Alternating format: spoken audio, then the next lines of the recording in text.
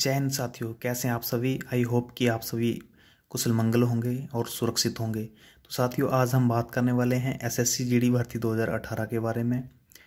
तो दोस्तों, आज हम मेनली जो है दो फोर्स के बारे में बात करेंगे, एक एनआईए और दूसरी एसएसएफ। तो इसकी क्या जॉब प्रोफाइल है, क्या इनके काम हैं, एनआईए और एसएसएफ के क्या इनमें डिफरेंस है, वो हम पूरा आपको विस्तार रूप से इसमें समझाएंगे इस वीडियो में। तो वीडियो को शुरू से अंत तक जरूर देखना। उसके बाद आपके जितने भी कमेंट्स होंगे, आपके मन में जो भी सवाल होंगे, आप कमेंट सेक्शन में ड्रॉप करना और आपके वहाँ पर सवालों के जवाब दिए जाएंगे। रिस्पेक्टफुल कमेंट्स की हम उम्मीद करते हैं दोस्तों, आपसे हर एक कमेंट्स का रिप्लाई किया जाएगा। तो दोस्तों, सबसे पहले हम इसमें ये बताएंगे आपको कि एनआईए का क्या काम है और एसएसएफ का क्या काम है, ये कब गठित हुई थी और इनकी क्या क्या जॉब प्रोफाइल है। तो दोस्तों, चलिए वीडियो को स्टार्ट करते हैं बिना टाइम गवाएं। सबसे पहले हम बात करेंगे दोस्तों यहाँ पर एनआईए की। ठीक है, एनआईए की, ये एनआईए का दोस्तों फुल फॉर्म होता है नेशनल इन्वेस्टिगेशन एजेंसी। ठीक है, तो मेनली जो है हम बात करें एनआईए और एसएसएफ की, तो दोस्तों इनकी बहुत ही कम जानकारी है, बहुत ही कम वीडियोस मिलते हैं इनकी जानकारी के बारे में।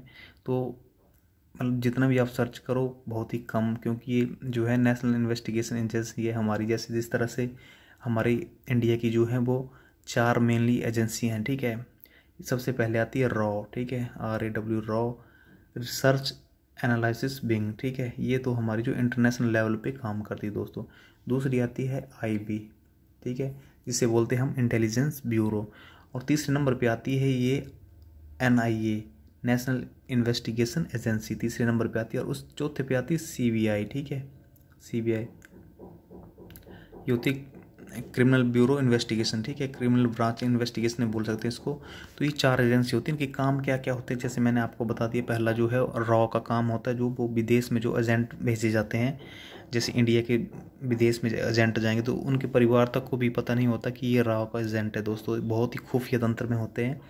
और दूसरी आती है IB, इंटेलिजेंस ब्यूरो। और NIA जो होती है वो दोस्तों इनका मेनली काम ये होता है कि जैसे भी कोई आतंकवादी गतिविधियाँ होती हैं जैसे देश में, तो उनका पता लगाते हैं पहले से ये कि मतलब कहाँ पर मतलब आतंकी हमला होने की साजिश हो रही है, या कहीं पे कुछ भी कोई भी मतलब आतंकवादी छुपे हुए हैं। तो ये बताते हैं ना आपको कि सूत्रों के हवाले से पता चला है कि जम्मू कश्मीर में मतलब इतने आतंकवादी घुसे हैं, ये है वो है। तो इनका जो है मेन काम ये होता है NIA और IB का है जो है। और मेनली आपको ये देखने को मिल जाता है, जैसे आपने कहीं देखा होगा मेट्रो स्टेशन या फिर एयरपोर्ट पे स्पेशल, मतलब देखने में तो ऐसे लगता है कि कोई जवान मतलब कि ये बिना वर्दी में होते हैं, और ऐसे लगेगा आपको कि ये आर्मी की मतलब तरह है, ये एक जवान की तरह। और साइड में इन्होंने एक वायरलेस सेट जो है वो अपना मतलब होल्ड करके रखा होता है मतलब कमर पे। तो ये जो होते हैं ये NIA और IB के जो है एजेंट होते हैं दोस्तों। ठीक है, उन्हीं के जवान होते हैं। तो NIA जो है वो इसका मेन और काम क्या क्या है, कहाँ कहाँ मतलब किस तरह से, जैसे दोस्तों आपने सुना था कि जो पठानकोट एयरबेस पे जो हमला हुआ था एयरफोर्स के एयरबेस पे, तो उसकी जांच किसने की थी, वो की थी NIA ने। और उसके बाद जो बांग्लादेश में हुआ था आतंकवादी हमला, सॉरी म्यांमार में, उसकी जांच किसने की थी, NIA ने। ठीक है, नेशनल इन्वेस्टिगेशन एजेंसी ने। तो दोस्तों इसका गठन कब हुआ था NIA का, ये हुआ था 26/11/2008 को। ठीक है, 26/11/2008 का जो हमला हुआ था मुंबई पे, टेरर अटैक जो हुआ था, उसके बाद जो है वो इस फोर्स का जो है वो गठन किया गया था NIA का। ठीक है, तो NIA और CBI जो होती है लास्ट की वो है दोस्तों ये। ठीक है, NIA और CBI में अंतर क्या होता है, जैसे NIA जो होता है दोस्तों ये वो वैसे काम करती है पहले, जैसे कोई अगर घटना हुई कहीं पे, ठीक है, तो इससे पहले का जो वो होता है ना मेन मतलब मुद्दा, उसको सुलझाती है, मतलब कि ये घटना क्यों हुई, तो इस बेस पे ये कार्य करती है। और CBI जो होती है वो करती है कि भाई इस घटना के होने का कारण क्या है, कोई भी घटना होती है तो उसके बाद जो है वो CBI काम करती है कि इस घटना होने के पीछे क्या वजह थी। और जो NIA होती है वो प्रायर मतलब पहले ही उस घटना से पहले मतलब कि ये घटना क्यों हुई, ठीक है, क्या कारण रहा इस घटना होने का, तो क्यों हुई। तो इसका मतलब ये है कि जैसे कोई भी आतंकवादी घटना होनी उससे पहले ये रोक लेती है IB और NIA। ठीक है, और जो यहाँ पर इसकी जो कांस्टेबल रैंक की बात करें, जो जैसे एसएससी जीडीसी कांस्टेबल यहाँ पर भर्ती होकर जाएंगे तो उसका क्या कारोबार रहेगा। तो दोस्तों इसमें कांस्टेबल रैंक की जो जॉब है वो सेम जैसे सीआरपीएफ आईटीबीपी वगैरह उसी तरह से तो नहीं है, लेकिन ये जो होते हैं बिना यूनिफॉर्म के रहते हैं। और जो इनकी जॉब प्रोफाइल है वैसी एक असिस्टेंट के रूप में ही कार्य करते हैं। जैसे इनके जो उच्च अधिकारी होंगे जैसे एसआई वगैरह और एएसआई, फिर कमांडेंट वगैरह जो होंगे वो इनके साथ जैसे किसी ऑफिस में होता है कि कई अधिकारी हैं उच्च अधिकारी, उसमें असिस्टेंट्स जैसे कई फाइल असिस्टेंट्स होते हैं या फिर कंप्यूटर असिस्टेंट्स होते हैं, उसी तरह जो है ये कांस्टेबल की जॉब है इनकी। तो वो एज ए असिस्टेंट्स काम करेंगे कांस्टेबल जब एसएससी जीडी के इसमें भर्ती होंगे। तो उनका काम यही रहेगा, जैसे कहीं मिशन पे गए हैं कहीं भी तो वहाँ पर कुछ इक्विपमेंट्स की ज़रूरत पड़ती है या कई आतंकवादी पकड़ना है कोई, तो वो यहाँ पर जब जाएंगे तो जितने भी इक्विपमेंट्स लेकर जाएंगे तो वो कांस्टेबल को ले जाने पड़ेंगे, उनका सीनियर तो लेकर नहीं जाएगा। तो उनके जो भी कांस्टेबल ने मतलब कोई भी आतंकवादी को पकड़ना है कहीं तो सीनियर तो उनका पकड़ेगा नहीं, कांस्टेबल को भेजते। तो ये मेनली उनका काम रहता है, ठीक है, एनआईए में जो। और जो इनका पे स्केल वगैरह है वो भी सेम जैसे आईटीबीपी सीआरपीएफ सीआईएसएफ एसएसबी में है कांस्टेबल का, सेम सब कुछ सेम है इनका, ठीक है। तो ये तो थी दोस्तों, ये इतना ज़्यादा टाइम नहीं हुआ इसको बने हुए, 2008 में इसका गठन हुआ था, ठीक है। 2008 में 26/11 का जो हमला हुआ था उसके बाद ही ये एनआई नेशनल इन्वेस्टिगेशन एजेंसी बनी है, ठीक है। ये कोई बल नहीं है, ये कोई फोर्स नहीं है दोस्तों, ठीक है, एजेंसी है ये एक। इसे बल नहीं बोल सकते, फोर्स नहीं बोल सकते। जैसे आईटीबीपीएफ है, एसएसबी है, फिर आपका बीएसएफ है, बॉर्डर सिक्योरिटी फोर्स, जो बल हैं वो ये है, ये बल में नहीं आती दोस्तों, ये एजेंसी है एक जो आईबी की तरह है, वो काम करती है उस तरह से।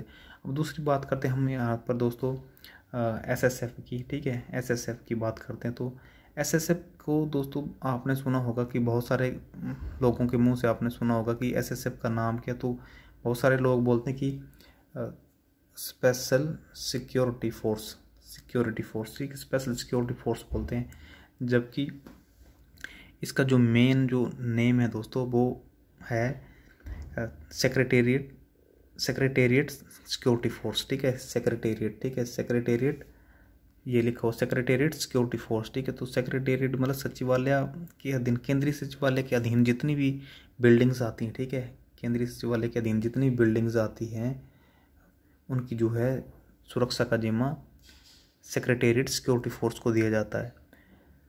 स्पेशल सिक्योरिटी फोर्स बहुत सारे कैंडिडेट्स या कोई भी जानो आप बोल सकते हैं इसको, लेकिन इसका एक्चुअल नाम जो वो सेक्रेटेरिएट सिक्योरिटी फोर्स होता है दोस्तों। तो केंद्रीय सचिवालय के अधीन जितनी भी आपकी जो है बिल्डिंग्स आती हैं तो उनकी जो सिक्योरिटी का जिम्मा है वो एसएसएफ के जिम्मे दिया गया है दोस्तों। तो इसका जो मेन काम होता है, जितनी भी हमारी गृह मंत्रालय के अधीन अभी तक जितनी मतलब 52 से 55 के समथिंग जो बिल्डिंगें हैं वो गृह मंत्रालय के अधीन आती है, तो उसमें जितनी भी सिक्योरिटी फोर्स डिप्लॉय होती है तो वो एसएसएफ से ही ली जाती है। और यहाँ पर जो मेनली कौन जाता है बड़े रैंक का, जैसे एसआई या फिर कमांडेंट वगैरह हुआ या एएसआई वगैरह हुए, तो वो दोस्तों डेपुटेशन बेसिस पे जाते हैं, ठीक है, डेपुटेशन बेसिस पे जाते हैं। आईटीबीपी सीआरपीएफ सीआईएसएफ से ही जाते हैं, जैसे 5-5 7-7 साल के लिए यहाँ पर जाते हैं। और कांस्टेबल रैंक के जो होते हैं वो नॉर्मल भर्ती होते हैं, एसएससी जीडी से ही इस तरह से ही भर्ती होते हैं। और इनका जो मेनली काम है दोस्तों वो रहता है दिल्ली में ही, ठीक है। तो इस फोर्स में जब भी ज्वाइन होंगे आप तो आपकी जो मेन ड्यूटी है वो दिल्ली में ही रहेगी और आपका काम होगा जितनी भी केंद्रीय सचिवालय हैं उनके अधीन जो भी बिल्डिंग्स आती है बड़ी बड़ी, जैसे सांस्कृतिक धरोहर हुई हमारी, तो उसमें जो है आपको सिक्योरिटी प्रोवाइड करवानी होती है, ठीक है। ये भी एक फोर्स नहीं थी दोस्तों पहले, ये भी एक संस्था थी, ठीक है। उससे फिर इनको अब गृह मंत्रालय ने जो है सेक्रेटेरिएट सिक्योरिटी फोर्स के नाम से इसको नामित कर दिया था। अब इसका गठन कब हुआ था इसके बारे में दोस्तों इतना इंटरनेट पे आपको कहीं भी नहीं मिलेगा। और इसकी कितनी बटालियन कोई है नहीं, क्योंकि ये दिल्ली में ही रहती है। तो दोस्तों जो भी कैंडिडेट्स इसमें अप्लाई किए हैं वो सोच रहे होंगे कि ये बहुत बड़ा बल है, ये बहुत तगड़ी फोर्स है, कोई नहीं दोस्तों, ऐसा कुछ भी नहीं है। ये एक एजेंसी के रूप में ही काम कर रही है और जितनी भी हमारे गृह मंत्रालय के अंडर बिल्डिंग्स आती हैं उनको जो है सुरक्षा प्रदान करती है। और मोस्टली आपने देखा होगा कि आजकल जो CRPF और CISF को ज़्यादा से ज़्यादा जिम्मा दे दिया गया है। आपने देखा होगा कहीं भी जैसे बड़ी बड़ी हमारी बिल्डिंग्स होती है उसमें भी अब CISF डिप्लॉय कर दी गई है, CRPF का जिम्मा दे दिया है। तो SSF को मतलब दिल्ली में ही रहना पड़ेगा। आप सोच रहे होंगे कि आप ऑल इंडिया घूमोगे तो नहीं, आपको नहीं घूमने को मिलेगा, आपको सिर्फ दिल्ली में ही जॉब करनी पड़ेगी उम्र भर, अगर आपकी सिलेक्शन हो जाती है तो मेरे ख्याल से ये उतना ज़्यादा वो है नहीं, क्योंकि दिल्ली में आप जॉब करोगे तो 5 साल में ही थक जाओगे। शुरू में 1-2 साल एक्साइटेड होकर कर लोगे, लेकिन उसके बाद आप इससे ऊब जाओगे SSF से, ठीक है। आप मानते होंगे इसमें कि नहीं जॉब अच्छी है, ये है वो है, लेकिन इतना ज़्यादा वो नहीं है SSF वगैरह, तभी तो इसकी वैकेंसीज वगैरह भी बहुत कम होती है। Other than CISF, BSF, CRPF, SSB के अलावा इसकी जो है बहुत ही कम वैकेंसीज होती हैं। तो और जो बाकी आप पे अलाउंसेस और भत्ते की बात करें तो सेम जो है वो जो ITBP, ठीक है, BSF और SSB इनको मिलता है वो ही इनको भी मिलता है। लेकिन ऑल इंडिया की ये जॉब नहीं, सिर्फ दिल्ली में ही आपको जॉब करनी पड़ेगी इसके, ठीक है। बाकी आप अगर घूमने की शौकीन हो, ऑल इंडिया घूमना चाहते हैं, तो आपके लिए सबसे बढ़िया है दोस्तों ITBP, BSF, SSB और असम राइफल और CISF, ठीक है। इसमें आपको ऑल इंडिया बेस पे जॉब मिलती है, कहीं भी आपका जो है ट्रांसफ़र हो सकता है 3 साल बाद, तो आपको हर जगह घूमने को मिलेगा। दोस्तों ये थी मेन NIA और SSF की, क्योंकि ये जो NIA वगैरह दोस्तों और IB वगैरह इनके बारे में आपको इंटरनेट पे भी नहीं मिलेगा, क्योंकि ये भारत की खुफिया एजेंसी हैं, ठीक है। तो इसमें बहुत ही कम जानकारी मिलती है, जितनी भी जानकारी थी आपको प्रोवाइड करवा दी है मैंने। अगर वीडियो अच्छी लगी होगी तो वीडियो को लाइक करें, शेयर करें और चैनल को ज़रूर सब्सक्राइब कर लें, ताकि आने वाली जो भी नई वीडियोस होगी उनकी अपडेट्स आपको मिलती रहे। बेल आइकन ज़रूर प्रेस कर लें, तभी मिलेगी अपडेट्स आपको, ठीक है। बेल आइकन पे जब नोटिफिकेशन, ऑल नोटिफिकेशन वाले पे क्लिक करोगे ना आप, तभी नोटिफिकेशन आएगी। अगर खाली बेल प्रेस कर ली तो नोटिफिकेशन आने के चांसेस थोड़े कम ही रहते हैं, ठीक है। ऑल नोटिफिकेशन पे आप क्लिक कर देना, ओके। तो चलिए दोस्तों, नेक्स्ट वीडियो किस टॉपिक पे चाहिए, आप उस टॉपिक को आप कमेंट सेक्शन में ड्रॉप कर सकते हैं। उस कमेंट सेक्शन में जितने भी ज़्यादा से ज़्यादा कमेंट्स आएंगे उस वीडियो से रिलेटेड, तो मैं जल्दी से जल्दी उस तरह की वीडियो अपलोड कर दूंगा। तब तक के लिए जय हिंद, जय भारत। मिलते हैं नेक्स्ट वीडियो में।